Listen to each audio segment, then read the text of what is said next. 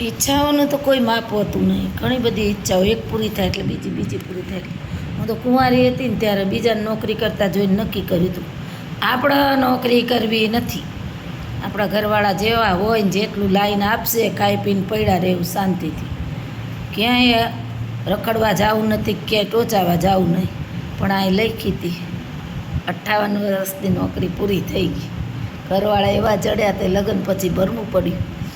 એમને ભણાયા અને આ પૂરી થવા આવી નોકરી. પણ નાનપણથી એક ઈચ્છા રહેલી કે દેશભક્તિ, સેવા, સરહદ ઉપર સૈનિક બનવાની. બાળકોને જ્યારે એક નાટક મેં કરાયેલું ને ત્યારે નીતા તો ચોખ્ખું જ કીધેલું કે એનો વિડીયો હું મૂકીશ ક્યારેક ગોતીને નવરી થાવ ને ત્યારે, કે બાળક આપણા માટે એક વાક્ય, આપણું એક વાક્ય બાળક માટે કેટલું સરસ હોય. એક સ્કૂલમાં હું 2 દિવસ ગયેલી સંચાલન માટે. હું બાળકો ભણી તો લઈએ જ છે પણ કાંઈક નવું પ્રવૃત્તિઓ જ્યારે એ શીખે છે ને ત્યારે બહુ યાદ રાખે છે. અને ત્યારે મેં સૈનિક વિશે ભાષણ આપેલું. હમણાંનો જ અનુભવ થયો છે મને 2 વર્ષ પહેલાં, કે ભાઈ હું ધ્રોલથી રિક્ષામાં આવતી હતી ને હું લતીપુર ઉતરીને રિક્ષાવાળાને પૈસા આપું તો એણે કીધું કે તમારો કોઈક છોકરો હતો ને એણે પૈસા દઈ દીધા, બેન તમારે ભાડું. મેં કીધું મને કહેવાય તો ખરું ને, મળવા તો દેવાય, કીધું વચ્ચે ઊભી રાખીને. તો કે એણે ના પાડી હતી કે ટીચરને નથી કહેવાનું. 2 વર્ષ પહેલાં ટીચર મારી સ્કૂલમાં આવેલા ને ટીચરનું એક વાક્ય કે મને અહીંયા ટચ થઈ ગયેલું, એટલું સરસ કે સમજાવેલું. તો કે હું અત્યારે કાશ્મીર સરહદ ઉપર સૈનિક છું, તો ટીચર માટે હું ક્યારેક સરપ્રાઈઝ આપીશ.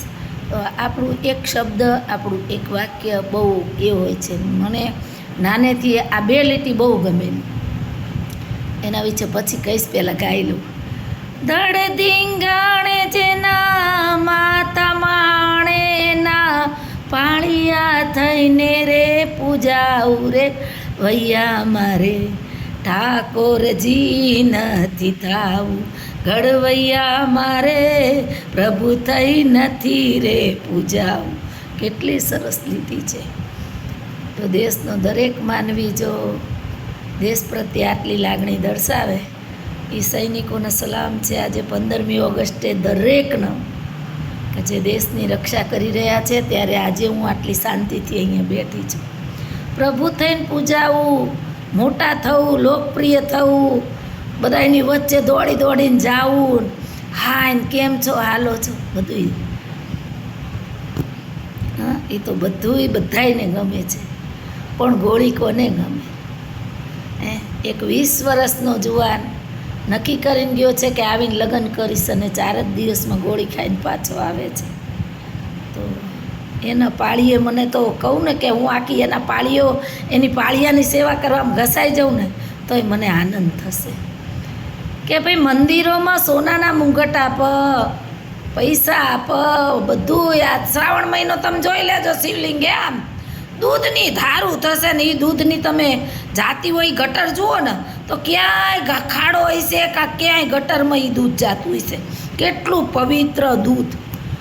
એટલું દૂધ જો રસ્તે રખડતા બાળકોને આપ્યું હોય, હા, બહુ બહુ બહુ અઘરી વાત છે આ કે ભાઈ તમે આટલો ફાળો દેશના સૈનિકોને આપો ને.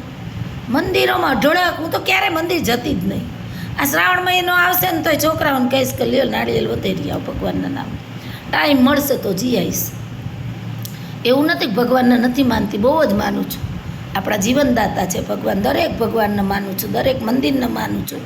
પણ મારું મંદિર મારી શાળા છે ને મારા દેવ મારા બાળકો છે.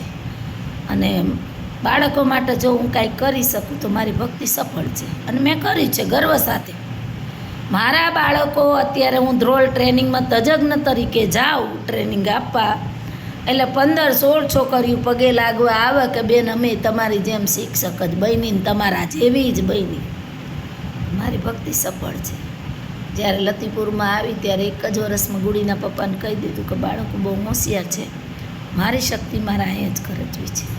આજ મારી આગળ ભણેલા તમામ બાળકો સારી કક્ષાએ છે. નથી ભણ્યા એ સારી ગૃહિણીઓ બની છે. હું કન્યા શાળામાં છું, લેડીઝની વાત છે. કે મારું બાળક કોઈ આપઘાત ના કરે ને એટલી માનસિકતા મારે એને કેળવવાની આવે, અને મેં કેળવી લીધી છે. મારું બાળક દુનિયાના ગમે એ ખૂણામાં જાય ને એક લત મારીને પાછો અડીને આવે કોકને, એટલું માનસિક રીતે સબળ હોય મારું બાળક. પછી બીજું બધું તો એને મેળે કરી જ લેવાનું છે. તો હંમેશા નાનપણથી ઈચ્છા રહી કે પાળીઓ બનું, પણ બની શકી નહીં. તો આ 2 લીટી ગાઈ અને સંતોષ મેળવીએ. અસ્તુ.